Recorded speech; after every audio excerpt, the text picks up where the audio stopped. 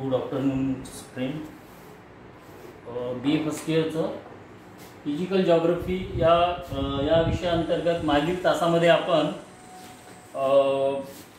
भूगोलाच्या ज्या काही शाखा आहेत, उदाहरणार्थ मानवी भूगोल आणि प्राकृतिक भूगोल, तर याविषयी आपण माहिती बघितलेली आहे. मग यामध्ये प्राकृतिक भूगोलामध्ये कोणकोणत्या शाखा आहेत त्या संदर्भामध्ये सुद्धा आपण बघितलेलं आहे. आणि ज्या प्राकृतिक भूगोलाच्या ज्या काही महत्त्वपूर्ण व्याख्या आहेत त्या व्याख्यापर्यंत आपण येऊन पोहोचलेलो होतो. तर आज आपण त्या उर्वरित ज्या व्याख्या आहेत ते पाहू. तर साधारणतः बदलत्या काळानुसार भूगोलकारांनी भूगोलाच्या वेगवेगळ्या व्याख्या केलेल्या आहेत. बरोबर आहे. बदल म्हणजे पृथ्वीवर म्हणा किंवा मानवी समाजामध्ये म्हणा, एकंदरीत जे काही बदल झालेले आहेत किंवा बदल होत आहे, या बदलानुसार किंवा काळानुसार भूगोलाच्या व्याख्यांमध्ये सुद्धा चेंजेस आपल्याला पाहायला मिळते. तर मग पहिली व्याख्या आहे मानव व पर्यावरण.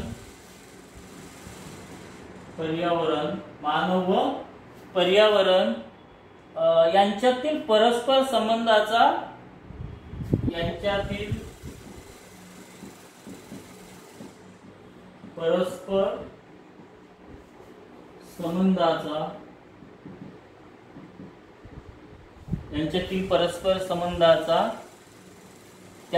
क्रिया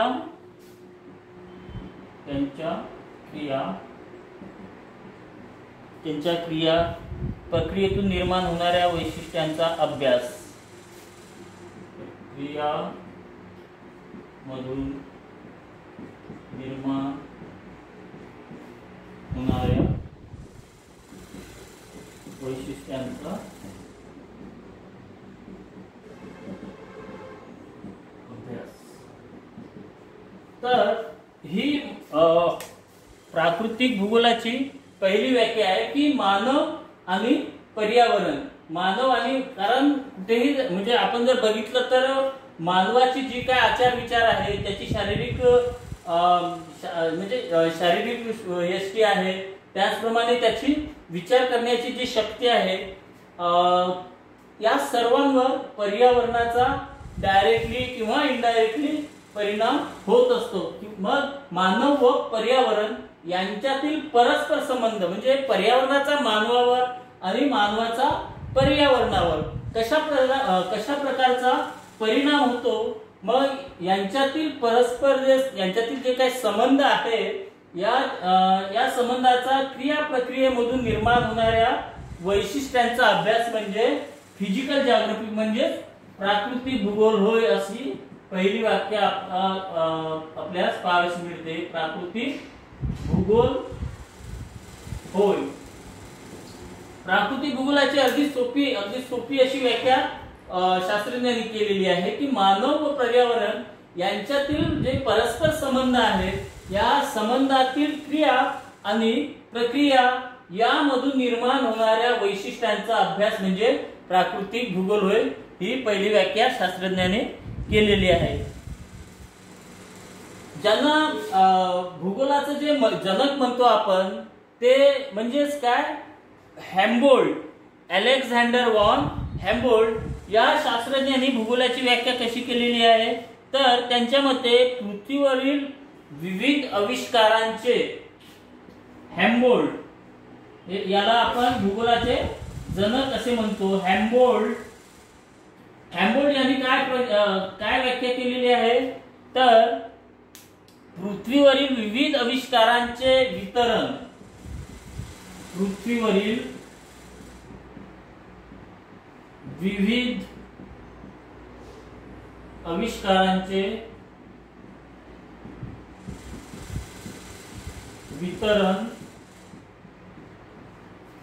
विविध वितरण व त्यांच्या परस्पर संबंध म्हणजे भूगोल होय. व त्यांचा परस्पर संबंध म्हणजे भूगोल भूगोल होय.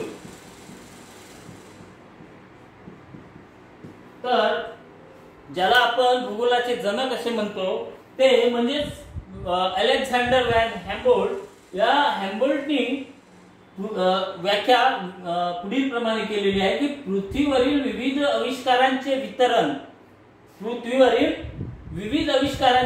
म्हणजे पृथ्वीवरील जे काही आविष्कार आहेत, मग ते त्यामध्ये पर्वतांची निर्मिती असेल, खंडांची निर्मिती असेल, महासागरांची निर्मिती असेल, भरती ओटी असेल, म्हणजे नैसर्गिक ज्या काही घटना आहेत किंवा ज्या काही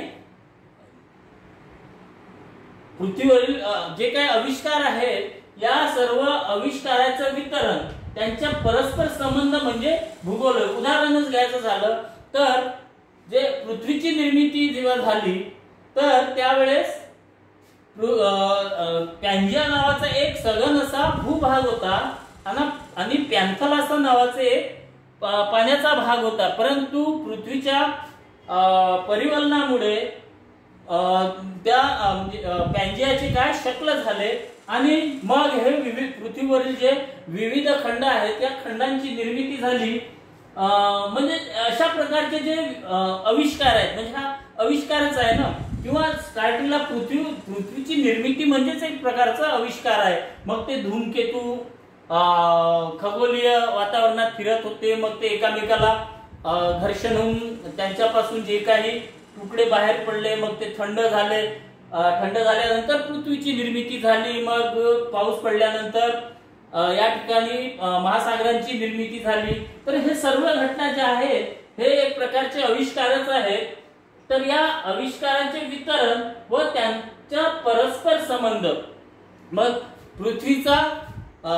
भूपृष्ठाचा सागराशी कशा प्रकारे संबंध आहे किंवा सागराचा भूपृष्ठाशी कशा प्रकारचा संबंध आहे. एकंदरीत भारतातील जो मान्सून आहे, या मान्सूनच्या निर्मितीसाठी भूपृष्ठ जेवढा महत्वपूर्ण आहे तेवढाच महासागर सुद्धा महत्वपूर्ण आहे. म्हणजे हे एकामेकाशी कशा प्रकारे रिलेटेड आहे, या सर्वांचा यांचा जो काही संबंध आहे, या संबंधाचा परस्पर संबंधाचा अभ्यास म्हणजे भूगोल होय, असं अलेक्झांडर व्हॅन हॅम्बोल्ट या शास्त्रज्ञांनी अशी भूगोलाची व्याख्या केलेली आहे. मग तिसरी व्याख्या बघू आपण. फ्रेडरिक रेटजेल, कार्ल रिटर. फ्रेडरिक रेटजेल हे मानव शास्त्रज्ञ होते, म्हणजे त्यांचा मानवी भूगोलाचा सविस्तर आणि सखोल असा अभ्यास होता. तर आपण कार्ल रिटर, रेटजेल आणि पेशेल. रिटर,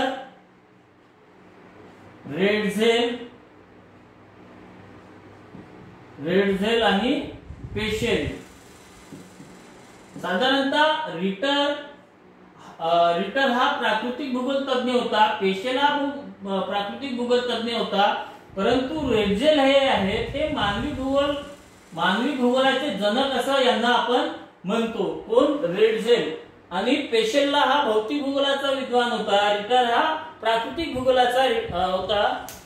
या तिघांनी मिळून जी व्याख्या केली, म्हणजे या तिघांच्या व्याख्येमध्ये एक वाक्यता आपल्याला पाहायला मिळते. तर त्यांनी कशा प्रकारची व्याख्या केली ती आपण पाहू. भूगोल ही एक अशी ज्ञानशाळा आहे. ही तिसरी व्याख्या. भूगोल ही अशी ज्ञानशाळा आहे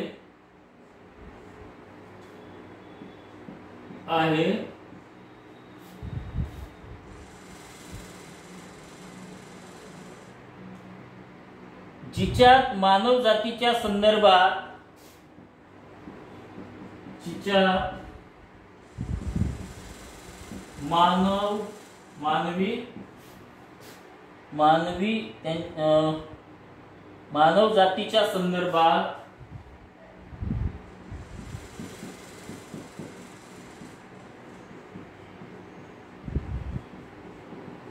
मानव जातीच्या संदर्भात भूपृष्ठाच्या बहुविविधतेचा अभ्यास केला जातो. भूपृष्ठाच्या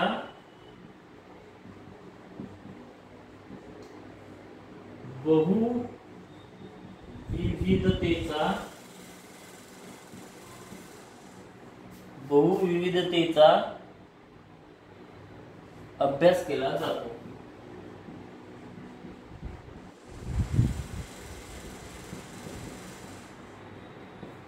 तर मागील ज्या दोन व्याख्या आपण बघितल्या, पहिली एक कॉमन व्याख्या, त्यानंतर हॅम्बर्टनी केलेली व्याख्या, त्यामध्ये सुद्धा पृथ्वीवरील जे काही आविष्कार आहे त्या आविष्काराचा मानवाशी कशा प्रकारे संबंध येतो, या संबंधातील आंतरसंबंधाचा अभ्यास म्हणजे भूगोल आहे असं हॅम्बर्टनी म्हटलेलं आहे.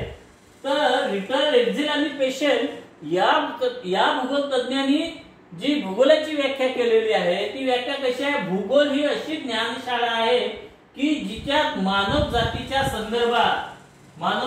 संदर्भात भूपृष्ठाच्या बहुविविधतेचा अभ्यास केला जातो. या तिघांचे म्हणजे भूपृष्ठाचा मानवाशी किती जवळचा संबंध आहे, म्हणजे भूपृष्ठाचा मानवावर कशा प्रकारे परिणाम होत असतो, तर अशा यांच्या विविधतेचा अभ्यास या भूगोलामध्ये केला जातो असे या शास्त्रज्ञांनी म्हटलेलं आहे. फॉर एक्झाम्पल, जर सूचीपर्णी वृक्ष जर असतील ज्या ठिकाणी, तर त्या ठिकाणी काय मानवाचा हा जो व्यवसाय आहे हा लाकूडतोड व्यवसाय असेल. कारण एकंदरीत जागतिक मार्केटमध्ये ह्या सूचीपर्णी वृक्षाला फार मोलाचे आणि महत्वाचे स्थान आहे. कारण यापासून एकतर जे खिळ्याचे साहित्य, त्यानंतर कागदाचा लगदा आणि इत्यादी अनेक वस्तू यापासून बनवत असतात. मग सूचीपर्णी वृक्षामध्ये मानवाचा जो व्यवसाय आहे तो नक्कीच काय लाकूड तोड आणि म्हणजे लाकडावर आधारित जे काही उद्योग आहे या उद्योगांचा समावेश असू शकतो. आणि त्याच्या उलट जे टुंड्रा प्रदेशामध्ये जर एखादी मानवी वस्ती असेल तर त्यांचा जो व्यवसाय आहे, त्यांचा व्यवसाय काय शिकार मारी किंवा मासेमारी असू शकतो. बरोबर आहे. तर मग परिस्थितीनुसार किंवा भूपृष्ठाच्या रचनेनुसार मानवाचे जे आर्थिक क्रिया आहेत या आर्थिक क्रिया कशा प्रकारे चेंज होतात किंवा बदलतात यांचा म्हणजे या सर्वांचा एकंदरीत अभ्यास म्हणजे भूगोल होय असं फ्रेडरिक रेड्झेल, रिटर आणि पेशेल या भूगोल तज्ञांनी केलेला आपल्याला पाहायला मिळते.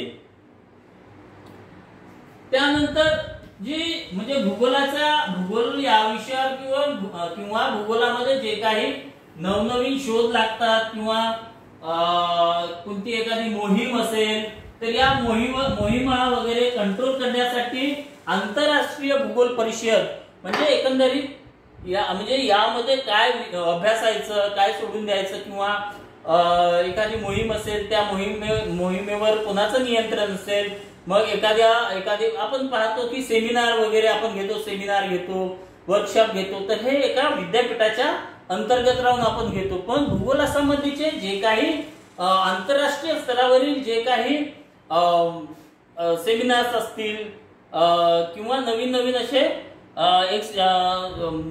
त्याला आपण काय म्हणतो जे संशोधन असेल किंवा शोध मोहिमा असतील या सर्वांवर आंतरराष्ट्रीय भूगोल परिषदेचं काय नियंत्रण असतो. आंतरराष्ट्रीय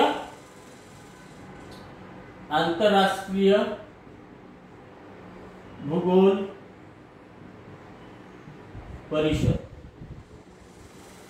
आंतरराष्ट्रीय भूगोल परिषद यांनी भूगोलाची जी व्याख्या केलेली आहे ती व्याख्या आहे भूपृष्ठ हे मानवाचे वस्तीस्थान गृहीत धरून भूपृष्ठ हे मानवाचे वस्तीस्थान गृहीत धरून भूपृष्ठाच्या आणि मानवाच्या घनिष्ठ संबंधाचा अभ्यास म्हणजे भूगोल होय. भूपृष्ठाचा आणि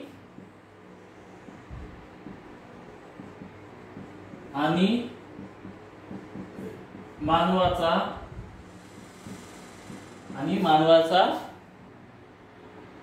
घनिष्ठ संबंधाचा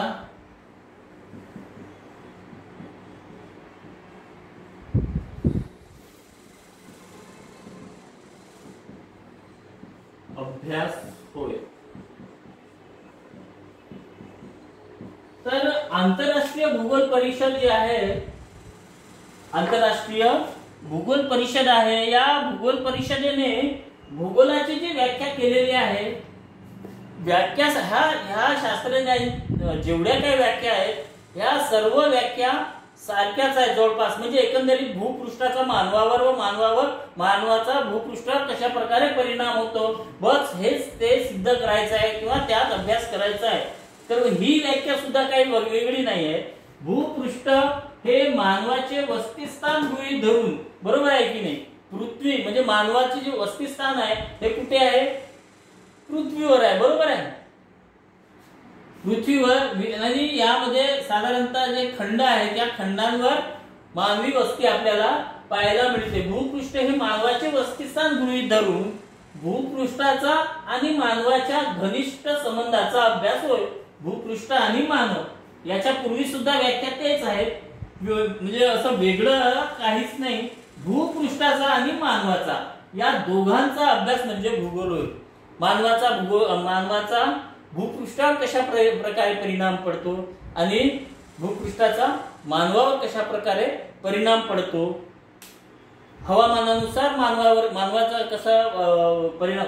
फॉर एक्झाम्पल, समुद्र किनाऱ्यावरती जी काही शहरं आहेत त्या शहरातील प्रत्येक लोकाला स्विमिंग म्हणजे ते स्विमिंग येत असते आणि त्यांचे जे दंड वगैरे जे आहेत अतिशय बलशाली असतात। कारण एक्सरसाइज म्हणजे स्विमिंग मुळे काय असतं की पूर्ण शरीराचा एक प्रकारे व्यायाम असतो। म्हणून समुद्र किनाऱ्यावरती जी काही देश किंवा शहर आहेत, तुम्ही तिथल्या लोकांना एकदा बघितलं तर आपल्याला लक्षात येईल की ते असे धाड दिपाळ आणि शरीराने धष्टपुष्ट असतात। त्यांचा जो म्हणजे छातीचा जो भाग आहे हा अतिशय पसरट असतो।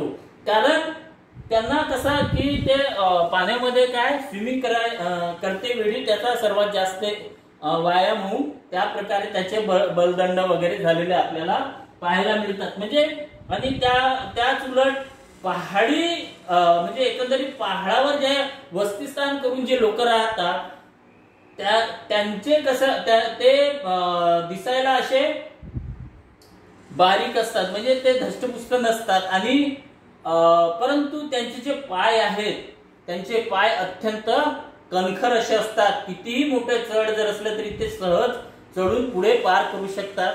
तर त्या भूपृष्ठाचा म्हणजेच एकंदरीत त्या तिथल्या परिस्थितीचा मानवावर कशा प्रकारे परिणाम होतो हेच या ठिकाणी भूगोलामध्ये सांगितलेलं आहे। या प्रकारे आपण 4 व्याख्या बघितलेल्या आहेत।